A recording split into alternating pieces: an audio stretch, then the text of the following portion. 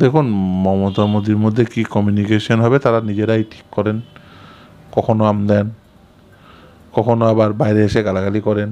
ফলে ওদের ওই মানে এই যে একটা বাইরে একটা কুস্তি, ভিতরে একটা দোস্তি, এটা চলতেই থাকে।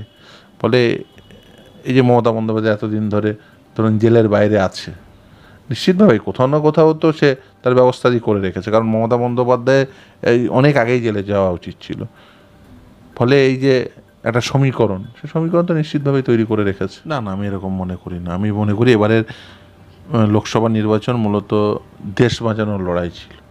সেখানে যে যেখানে হয় প্রো মোদি নাহলে অ্যান্টি মোদি ভোট হয়েছে। ফলে প্রো মোদি অ্যান্টি মোদি ভোটে এ রাজ্যের ক্ষেত্রে যে সমীকরণ, সেই সমীকরণে তৃণমূল কংগ্রেস তার বেনিফিট পেয়েছে। ফলে খুব স্বাভাবিকভাবে ওই লক্ষ্মীর ভাণ্ডারের ভোট বললে আমি মনে করি না।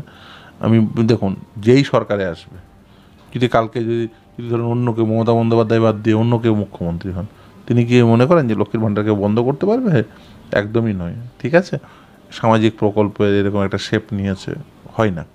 কিন্তু তারপরেও বলি যে এবারের ভোটের প্যাটার্ন দেখে আপনি কিন্তু একটা নির্দিষ্ট কারণে ভোট হয়েছে এটা বলা সঠিক হবে না। দেখুন, বাংলার যুব সমাজকে বলবো যে আপনারা এই পরিস্থিতিতে দাঁড়িয়ে এই যুব সমাজকে বলবো আপনারা আপনাদের নিজের অধিকার সম্পর্কে সচেতন হন।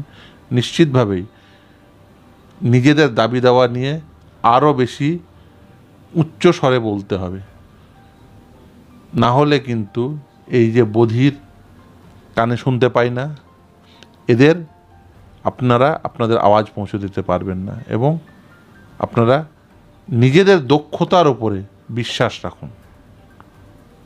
কোনো চক্রের অংশ হয়ে পড়বেন না। এই যে চাকরি পাওয়ার জন্য কারোর হাতে টাকা তুলে দেবেন না। নিজেদের দক্ষতার উপর নির্ভর করুন।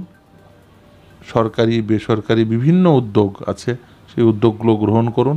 এবং সর্বোপরি নিজের বন্ধুকে চেনে নিন, এবং যাকে মনে করবেন যে এই সমাজের জন্য, আপনার জন্য কল্যাণময় হবে, সেরকম একটি সরকারকে নির্বাচিত করুন।